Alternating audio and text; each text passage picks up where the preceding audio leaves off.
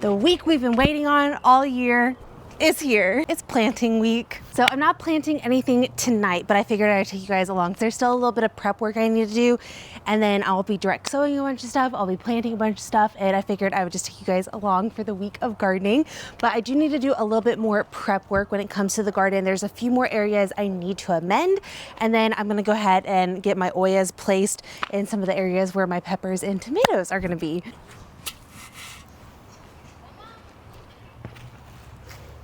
So this is an oya. If you've never seen or heard of one before, essentially it is a clay vessel, terracotta vessel that allows water to seep through and your plants' roots to drink up water when they need. So I clearly don't have them all over my garden. I only have them in certain areas because they are a little bit expensive. So I typically only really use them in my areas where I have tomatoes and peppers and a few other things. I believe I've had them now for roughly 4 years. So all I'm going to do is get all of my straw I have on these beds removed, and then I'm going to dig holes and bury them into the ground. So you bury them into the ground, you fill them with water, and then the plant's root systems will gravitate toward the clay vessel, and the clay vessel slowly allows water to seep out. This does help in some of my sunnier areas and extreme heat during the summer. I do get the question a lot if I have any irrigation, and the only irrigation I have is these oyas. Everything else I hand water. Okay, I'm gonna get a wheelbarrow and get all this mulch up. I will reuse it. I will probably not re-put it on the beds tonight just because I don't feel like taking it off twice.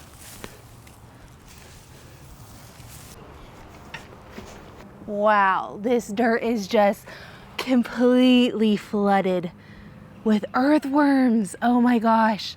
We have so many in here. This is amazing. That is what you want to see.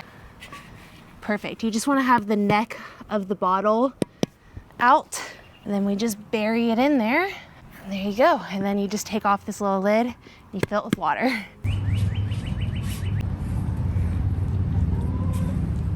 So I should mention there are 3 sizes to these. So this is a large, this will handle a 4x4 space, a medium handles a 3x3, and then these smalls handle a 2x2. I'm actually going to put my smalls along the fence line. I haven't had too many uses for these, but I think it's going to work really well for these big grow bags for tomatoes because this is a very, very sunny location, and grow bags also tend to get drier for me faster than a garden bed would.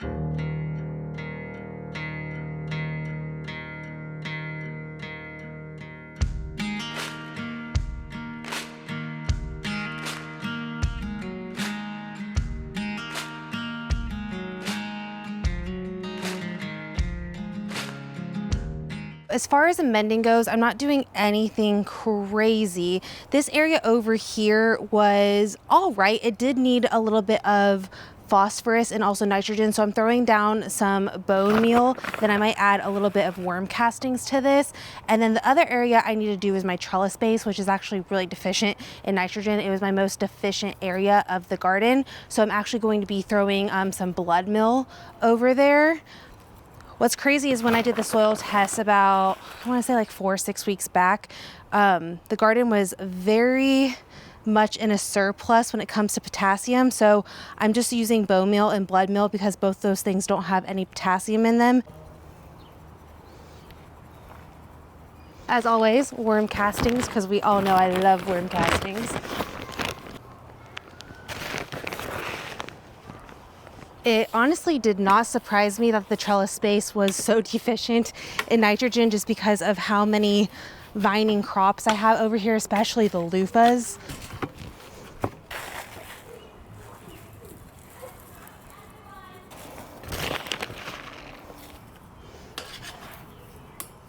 All right, so here are all of the oyas where the tomatoes and peppers are going to be. We have the other ones up here in the front trellis. This is where I'm going to be planting cantaloupe this year. And then I got all of that amended. I got the trellis amended, and then I got the other oyas over here in the grow bags. Look at the volunteer loofah. Guys, this is bigger than the ones that are downstairs now. I didn't find many grubs that whole time, which is really good. I found, 6? I still need to get my second round of beneficial nematodes ordered.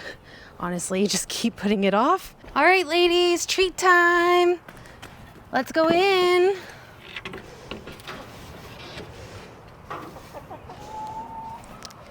Treat time. Who's excited? All right, come on. Go in. Treat time. Come on, girls. Come on. Look. Come on, treats. Go. Good job. Stay.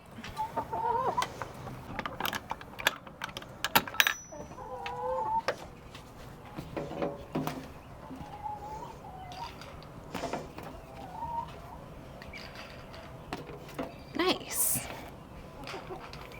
We got 6 eggs today. You girls rock. Good job. So it's the next day and we just got hail. I was planning on planting this evening. Here's some more right here. I think it was around the size of probably like a nickel or so when it came down. It's already melted a little bit since it was really hot. We got to about 85 today. And yeah, we had hail.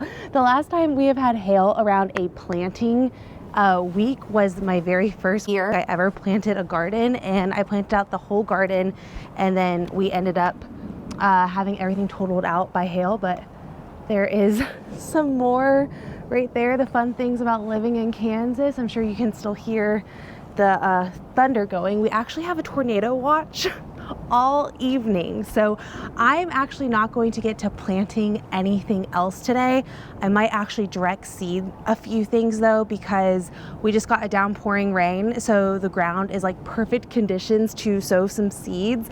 So I think I'm gonna go inside and grab some seeds. I just wanted to make sure we were okay. We luckily enough didn't get hail for too long, but the other day we had softball size hail chances, and I was just really hoping we weren't gonna get like any hail, and we didn't, but we ended up getting some hail today. I was really happy it didn't last long. I will say the wind over the last week has really made my onions look a little wonky. So I was actually reading up on this, because when the greens bend like this, you can have breakage issues, and that's exactly what I didn't want when it comes to the greens, because it can introduce fungal problems. So I actually sprayed a fungicide on the onions for the very first time ever. I've never sprayed one in my garden. So I got an organic fungicide, sprayed it all over, and that's something I'm probably gonna have to do with the onions the rest of the time they are in the ground, because when those greens break, you can actually introduce fungal problems. And I really firsthand dealt with that 2 years ago. I didn't do anything to my onions last year, but yeah, we just have so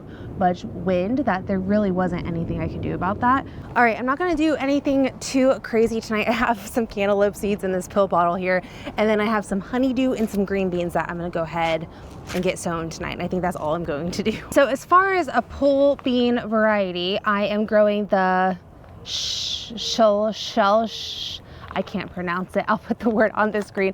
I tried to pronounce this during my seed haul at one point, and I was like, I completely butchered that. But I have these. I'm gonna just sow them out on both sides of the trellis here and plant them about it says to plant every 1 inch. I'm gonna plant like every 2 to 3, and then it says to thin out to a 3-inch mark. So I'm not gonna grab my little stick for this. I'm just going to get the seeds in. So a good time to direct sow is either after a rain or right before a rain comes. I kind of prefer after a rain, just to make sure like you don't get any heavy rain and something gets washed out. But we are supposed to get rain later, so who knows. But having the soil already moist like this just gives your seedlings a little bit more of a fighting chance, in my opinion. I've always had really good germination when I've done this. So this trellis is mostly devoted to green beans this year. I am going to do a small patch of cucumbers at the end here, and then tomatoes are gonna go in the grow bags here. But in previous years, this has been like loofah, squash, cantaloupe, watermelon, a bunch of cucumbers. This was the year I really didn't want to grow a ton of cucumbers at all. Honestly, I am kind of over pickling, so I really wanted to give myself a year of not having to do any type of pickling. But I still wanted to have a few fresh cucumbers because there's this one sandwich I make that I absolutely love. There was a few year period, a handful of years ago, where I went vegan and this sandwich was a staple of mine. So I did use vegan cream cheese at the time, but you do cream cheese at the base, and then you do lettuce and cucumber, and then on top of that you do tomato, and then you add a little bit of vinegar, salt, pepper, garlic powder, and then on top of that you do onion chives, or not onion chives, onion sprouts, and then you just add all your seasonings, your vinegar if I didn't say that, and it's so good. It is such a good little sandwich, and we love that sandwich, especially with homegrown tomatoes. So I did want to have like a few cucumbers going for things like that, and maybe like to throw into drinks and whatnot. But the honeydew and the cantaloupe that I'm also planting tonight are going to go on my other two trellises. I wanted to break up the loofah and stuff, so this year I'm not planning on planting any winter squash. If I do, I'm going to put it on my A-frame trellis as like a backup to the sweet potatoes. But I really just don't feel like dealing with like an insane amount of squash bugs this year. I really wanted to take a year off of winter squash because the squash bugs last year were honestly pretty intense. I will probably still have them regardless because they attach to the loofah as well. But I really wanted to have a good green bean year. The last few years I've had some really crappy green bean years, and green beans are one of my absolutely favorite things from the garden. They just taste so good. And my goal for the last few years was to like freeze a year supply for myself. So I'm really hoping that this year, by direct sowing a ton of pole beans, I'm hoping that I get a good crop of beans this year. The last few years I have planted out my beans during the heat of the summer, and I was reading that that can be kind of tricky here in Kansas, so it explains why I've had really crappy few years with green beans, because they are a quick crop. You can tend to plant them and start getting a crop within 55 to 60 days. So I was succession sowing with them a lot, and I think I mentioned this with you guys last week. And I was reading up a little bit more on it, and every year that I've had a good year with green beans, I have sown them in the spring. So that was my plan for this year, considering the last 2 years have been terrible. I'm really excited to throw cantaloupe and honeydew on the other trellises because I just love a really pretty vining plant. I think they're gonna look really pretty. You guys will surely learn that I am the worst at pronunciating things. My plan with this last little bit is to keep it open for those cucumbers I mentioned, and then I'm just gonna go through and keep planting beans. These clouds look really cool. And that is a hawk. That was a good one. Ooh, that was a good lightning strike. Okay, so where this trellis is where I'm going to plant my honeydew. Honeydew is a new one for me this year, which I'm so excited about. I've had very good success with cantaloupe, and there is nothing like homegrown cantaloupe. And honeydew is my absolute favorite melon, and I don't know why I've never attempted to grow it before, and I've never even thought of growing it before until this winter. I was like, I have to find honeydew seeds. So I found some from Botanical Interest, and I'm just going to plant them right in the interior of all of this.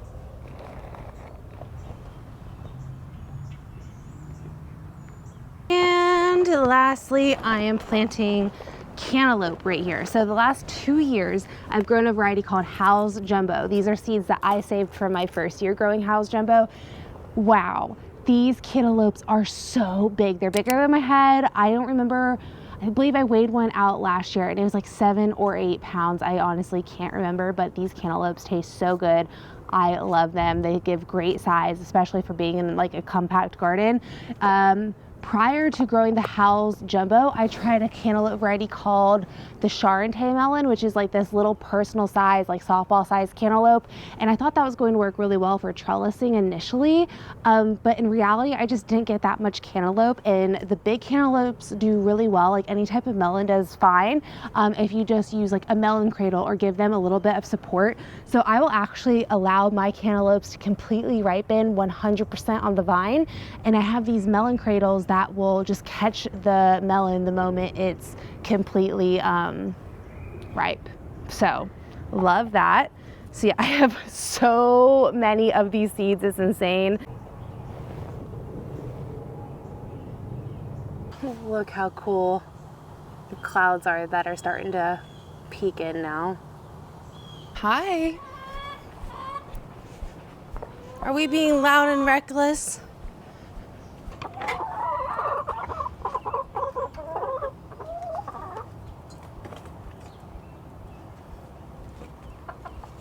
The day is today. We are planting and getting all of these out of the basement. Guys, there is a ladybug on the pepper plant. He must have hitched a ride last night. Never mind. There's actually two. There's one right there, and then the other one is right there. How fun. There are so many ladybugs over here, guys. Look, like there's two over here doing their thing. We have another little guy. Here's another one right there. And there's another one. He's trying to hide now. Another one. Another one. There's one over here. Oh, there's actually two over here on the chamomile. Oh, nope, there's three. There's another one over there. So I keep showing how many ladybugs are in the garden over on Instagram, and I keep getting the question on how do I attract ladybugs. So a few years ago, I actually stopped spraying the garden. When I expanded the garden, it became overwhelming to spray it with neem oil all the time, because when you're doing any type of organic spraying when it comes to pest control, you typically have to be on top of it often, because the moment it gets rain or water splashes up, it's pretty much off of your plant. So I did it out of not wanting to deal with it, because it just took forever. So I stopped spraying, and that year I stopped spraying anything in my garden. I had crazy monarch populations, and it was really cool to see. So prior to that though, I did release beneficial bugs like ladybugs, but they never really stuck around. And then I think the last time I even released ladybugs was probably, I want to say, 3 years ago, and my populations have just been doing really well. So when you don't spray, you're giving your beneficial bugs prey to eat on, so they're more likely going to stick around in your yard. And that's one of those things where initially when you're starting a garden, your ecosystems are probably going to be a little off. So if you have to spray something, like, by all means do it. Like, I always use neem oil, or there's a few different ones from Dr. Earth Organics that I used to use like a really long time ago. I'm not opposed to where if like there's a pest problem to do something about it. I typically just pick off the bugs now, because hand picking really allows me to monitor my garden and what's going on. It is a little tedious and you have to be on top of it. I don't know if you guys remember last summer or not, but there was I want to say it was roughly like 5-6 week period there where squash bugs and me were in a battle, where I was literally checking on squash bugs every morning, every evening for about 15 minutes or so, just keeping my eyes peeled, killing the eggs, finding any adults. There was a little bit of a period there where I really didn't have a problem, but then they spiked up again, because I'm sure I missed one or two, and then eggs hatched, and it's just one of those things. But if you're able to keep eyes on things and hand pick when needed, so like with the lettuce, I don't do anything with the lettuce. Like with broccoli and cabbage, I might see cabbage worms. I can squish the eggs. I can pick off the caterpillars. They go to my chickens. I'm sure you guys have seen me countless times now, even at the beginning of this video, like feeding grubs to the chickens. So it also allows me to give them a little bit of like a free snack that's good for them. So yeah, I do a lot of hand picking. I have not sprayed in, I want to say, 2 years at all. Yeah. And even then, 3 years ago was probably when I started to decrease all of my spraying. And it's just been really great. Like, the ladybug populations have been so good. I also released green lacewings a long time ago, and I've had those around the garden for years now, and I haven't seen those around quite yet. So I'll be curious to see if I see those pop up, but the ladybugs have been doing really, really well. We have strawberries changing colors. We have 2 really good size ones right there. There's a few more right here, and there's a few over there. I'm so excited. We have so many strawberries on these plants. They're doing so good this year. And I also wanted to show you guys, it looks like our first few scapes are starting to appear on the hardneck garlic. I was actually kind of shocked to see this, to be honest. I only was able to find, I think there's another one, I want to say 3. There's another one forming here, and it's only on my Georgian fire, the chestnut and the Italian purple. I haven't spotted anything on. But I'm really excited to start seeing all of the scapes appear. This is definitely my best looking garlic I've ever grown. I'm really excited for the harvest. Here are all the seedlings all together for one last time. Today is planting day, and I couldn't be more excited to know that I am not taking these back down in the basement.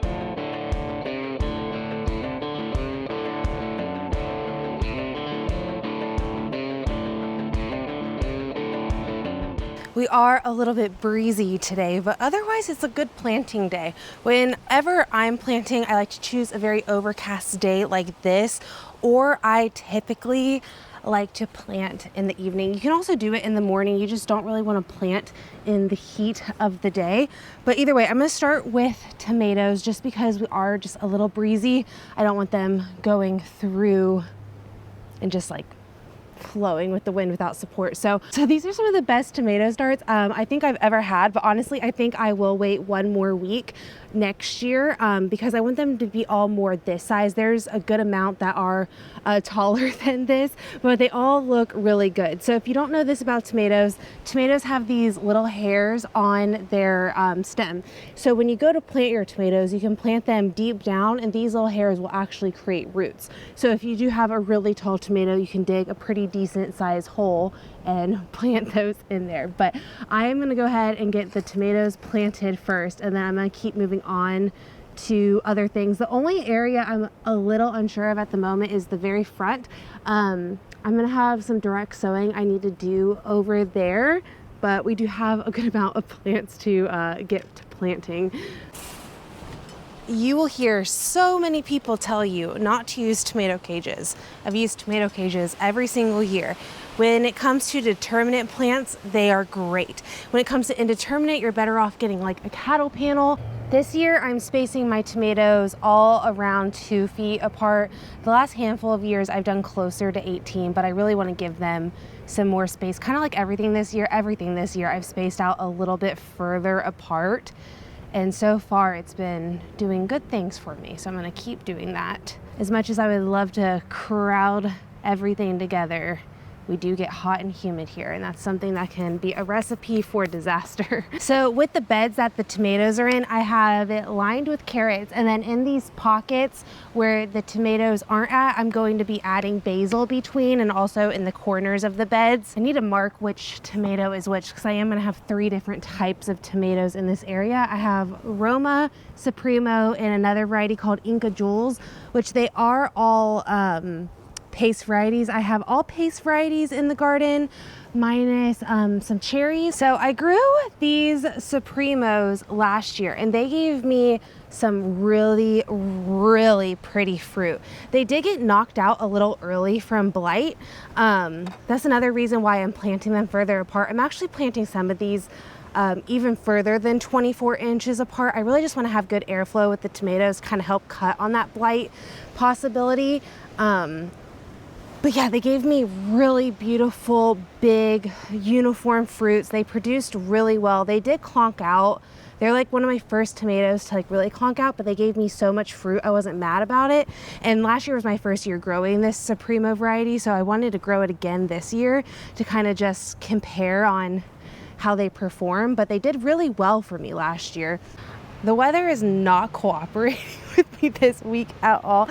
But these are the Incas. I think the Incas are probably the best looking tomato start I ended up having. So I'm really excited to see what these will do. These are seeds from Renee's garden. I think all of my other tomato seeds I got from Botanical Interest this year. Ooh, that's a root. The breeze just won't stop. Started off really humid this morning. It's supposed to stay cloudy, but now it looks like it's clearing up. I don't know. I give up trying to guess our weather this week. The year I had to buy more tomato cages, they only had green ones. That was when I extended the garden, and I think that was like 2020, 2021, and nobody had tomato cages. You do want the biggest tomato cages they have if you are going to use tomato cages. The really small ones you see at stores, those are more for flowers, at least in my opinion.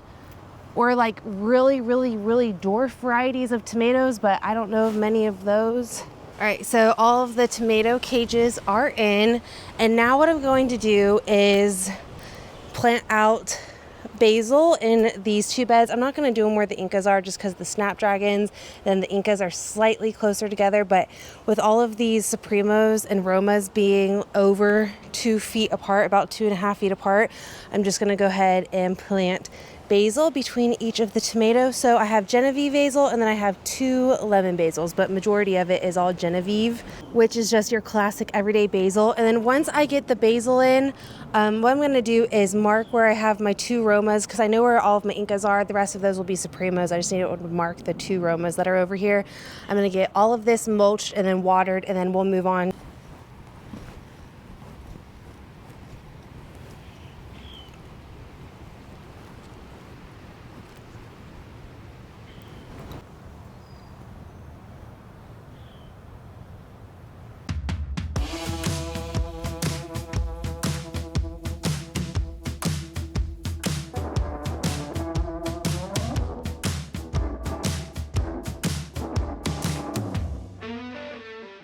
So one thing with the Oyas that I forgot to mention the other day is you really can't use them until your plants are established. They really only are good for me when it comes to that peak summer, when I'm really just dealing with extreme heat and drought. They work really well, but when it comes to the plants at this current moment, I will be hand watering them regardless, because again, they're not established. Their roots haven't gravitated toward the Oyas or anything like that. But while I was watering that, it reminded me to say something on that. But either way, since I am over here, I think I'm gonna go ahead and plant out my peppers, and then I'll just move along the garden because this is my other like really big section, and I would rather knock out my 2 big sections first and then go around to the rest of it. Over here, I'm gonna have a whole bed of paprikas. This is a variety called Hungarian Magyar. I have now grown this, I want to say, for 4 years. It may have been longer at this point, but it's a staple, especially in my spice cabinet. I am growing a new one this year called the snacking pepper. It's a variety snacking pepper. So you know, like those little peppers that you get like in a mixed bag at the grocery store? That is what this is supposed to be. And I have 3 plants of that I'm really excited about. I have poblanos. This is another new one for me this year. I really wanted to do some stuffed poblano peppers.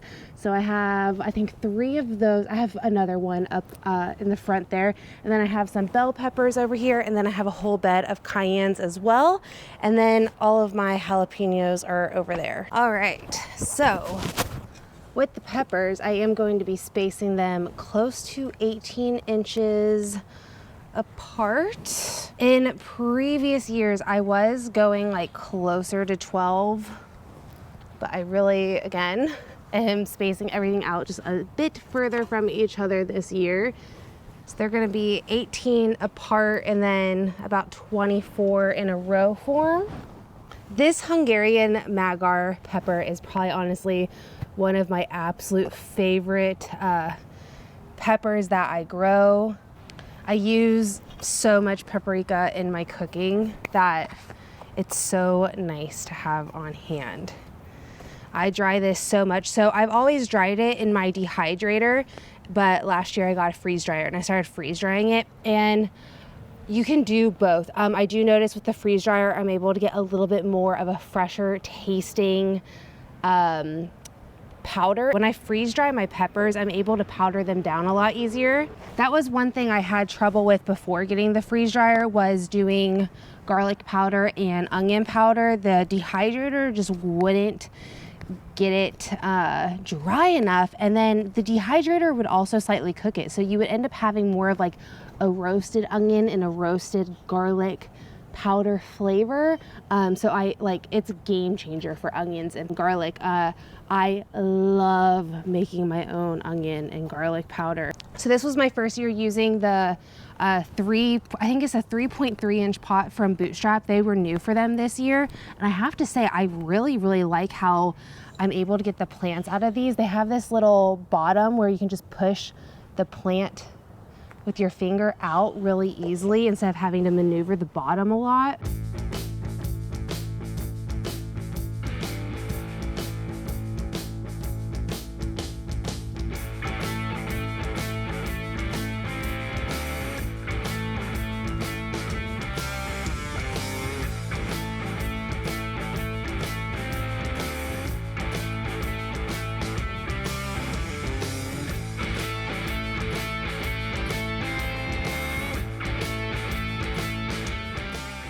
Well, apparently I completely spaced that I also have a few banana peppers and also serranos over here as well.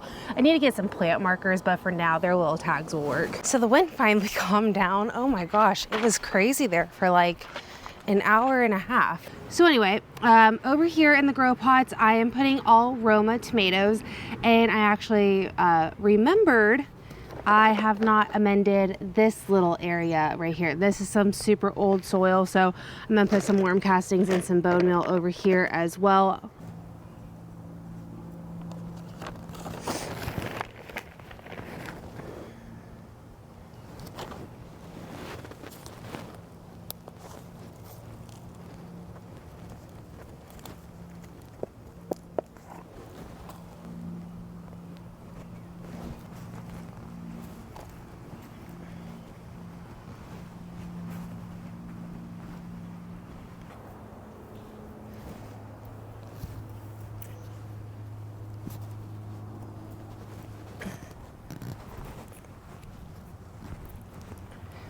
Here is my most advanced loofah, and then here is one that is growing in the ground. You can see how different they both are. This one's starting to have some tendrils on it and everything, but this one overall has a lot bigger of leaves. Still going to plant these guys. I think I might try to save one of those. I don't think I'm gonna save both of them, but I think I'm gonna try to save that one there. I'd really like to see the difference between one I planted inside and one that is a volunteer, because typically volunteers do better.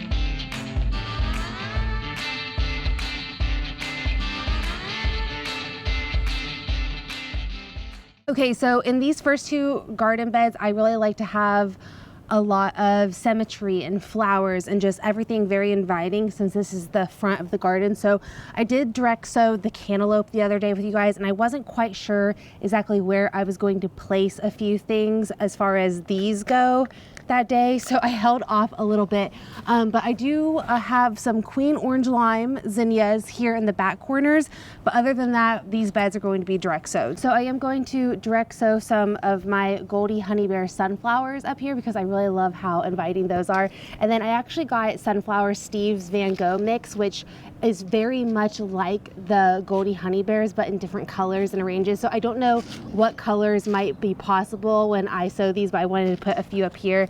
I do have a pot over in my one area. I am gonna put one Mongolian giant. These can get up to 14 feet tall. I really wanna get a really tall sunflower this year. And then I just have my Bright Light Cosmos, and then I have another Cosmo, gosh, I'm terrible at pronouncing, Violette. It's this like really pinky variety. And then I just have more Queen Line zinnias to put around. Where I'm gonna put the Mongolian giant. I don't have too many areas for big sunflowers if I want to plant a ton of stuff. One year I had a sunflower that was like almost 14 feet tall. That was a Russian mammoth. This is a Mongolian giant. Very similar. I have had bigger Russian mammoths than I've had Mongolian giants though. But these guys are super heavy feeders, so I don't like to put too many around in the garden because they do take up a lot of space. I think you're even supposed to space them every few feet. But I might actually direct sow a few of these along the fence too. I've been throwing sunflowers all along the fence, and that might be fun. I absolutely love sunflowers. I actually had a few volunteers. I'll be really curious to see what pops up out of those volunteers. So everywhere over here that you see that there is a stake sticking up, that is where I already have some sunflowers popping up.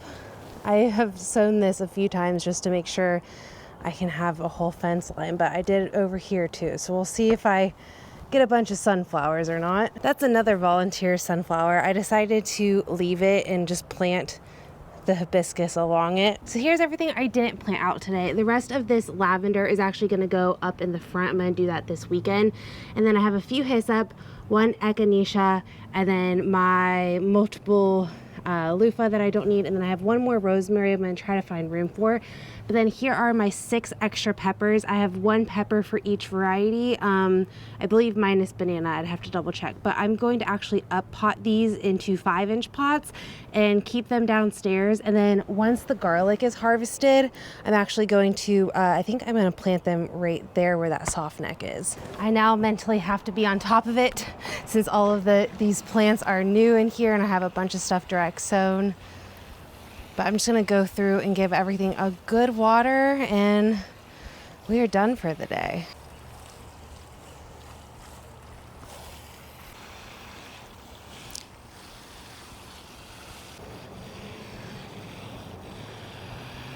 Well guys, and just like that, the garden for the 2024 year is officially fully planted. It feels so good. It was definitely a long day getting all of this done. Now you maybe be able to see why I broke up finishing the other stuff the other day. But if you're not subscribed, definitely think about subscribing. We are just getting into the gardening season and I can't wait to see how this year goes. Thank you guys so much for hanging out with me over the last few days. I'll see you all in the next one. Bye.